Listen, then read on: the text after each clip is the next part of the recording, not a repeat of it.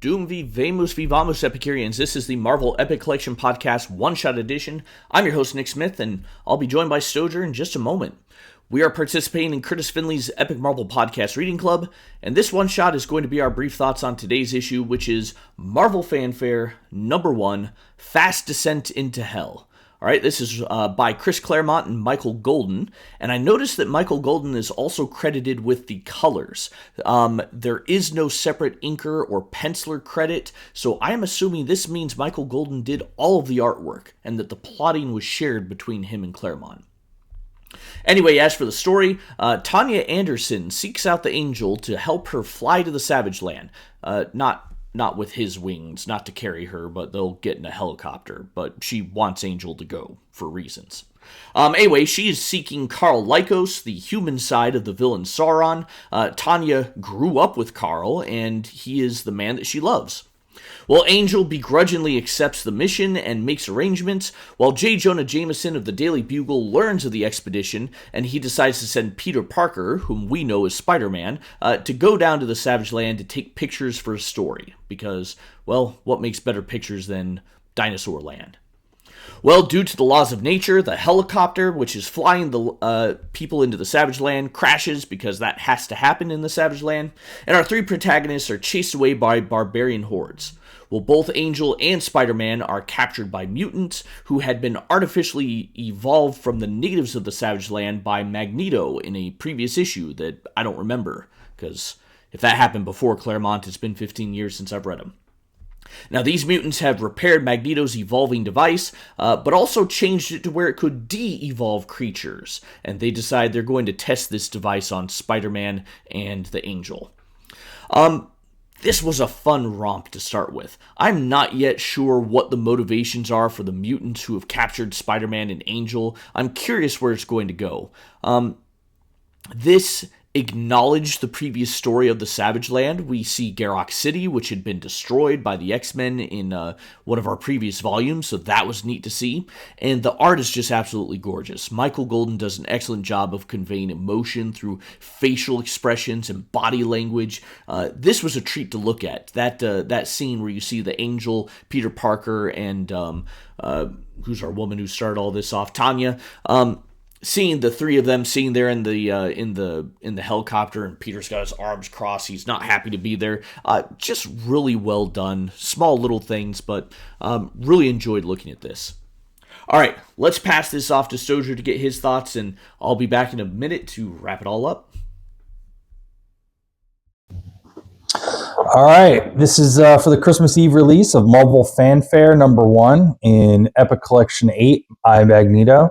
Marvel Fanfare is an interesting book. I don't have any specific copies myself in my single issue collection. It ran for about 60 issues over about 10 years from 82 to 92.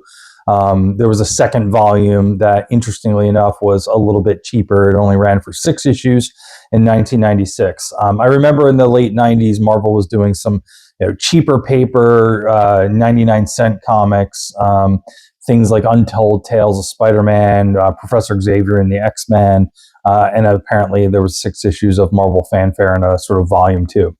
But in volume 1, it was actually a more expensive book, as they explain in this issue, where it was about $1.25 compared to whatever the current price of those books were. I think they were 50 cents, 60 cents, or something like that. It had thicker paper. It was glossier paper for back then, so it was really more of a premier comic for back in the day. It makes me want to get my hands on a single issue to kind of just see what the difference is between comics produced today and what a premium comic back in the mid 80s would have been like. There was an omnibus released about this year, so it covers the first 19 issues. It looked like it was still available when I did a quick Google search on it. It came out in May. It's about 736 pages, so it's not a super thick omnibus, but that also means that the price isn't super high. I think the MSRP is about $100, so you can find it for 70 or less if you look around right now. So as far as this issue, it's a nice setup issue. We're getting Spider-Man and Angel in the Savage Land. We're setting up Sauron. We got some backstory for Sauron. You get some of these weird villains that we've seen in like things like the X-Men cartoons, and obviously in the X-Men issues from a while ago. People like Brainchild, Vertigo, Amphibious, Gaza, and Barbarous. None of these are interesting characters on their own, but kind of as a group of these kind of weird mutants in Savage Land, it's fun to have this little team to kind of go up against. I like the idea that we revisited the futuristic city. One thing I guess one little quibble, as this is written by Claremont, is that I feel like a bit in this volume of Epic Collections, we're kind of going back and revisiting a lot of different places that we were in the last collection. And to a certain extent, I don't mind that because it builds out the X-Men having these connections in the Marvel universe and their own little specific corner, right? So the fact that they go back to Archon's world in the annual that we just talked about yesterday isn't necessarily terrible. But we did have an issue, in Uncanny X-Men where they're sort of revisiting where Magneto's volcano base is, and now we have Angel and Spider-Man revisiting the futuristic city. And and spoilers, this Marvel Fanfare book is going to bring the X-Men back down to the Savage Land too, to revisit some of this stuff. So it does kind of feel like we're retreading some of the same areas we were at recently. And I would have liked to see us continue to expand, give a little bit of breathing room between those storylines and this, because it feels a bit like we've gone from Magneto, Savage Land, and Hellfire Club to the Shi'ar, and then we're sort of just rinsing that again and going back through that, maybe in a different order and stuff like that. The fact that we're in the Savage Land and we get a cool T-Rex shot is always great. There'll be some positives there, and I like the idea that the editorial for Al Milgrom, that there's this sort of like interaction or comments page and things like that. And I guess the way that this is written too is that there's probably backup stories that are not collected here. So I don't have the original issue, and I forget if it was on this page or issue 2 or issue 3, but there's something there that alludes to the fact that there's multiple stories in these Marvel Fanfare issues.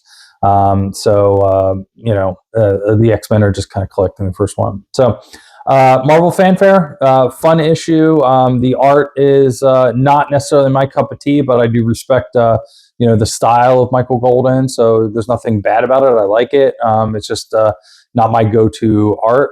So it's good to see him on this issue, and where we're going to go for issue number 2. All right, thank you, Stojr, and thank you, the audience, for watching and listening. We'll be back again tomorrow with another one-shot, and you can check us out on YouTube, where we post the episode schedules and currently have a poll for you to choose which Epic Collection we will read and review in March. Check that out, and go ahead and subscribe to this channel if you like what we're doing. I put Stojr and my link trees in the description if you ever want to find us on the internet. So thanks again, and we'll catch you next time for another episode that will be just as epic.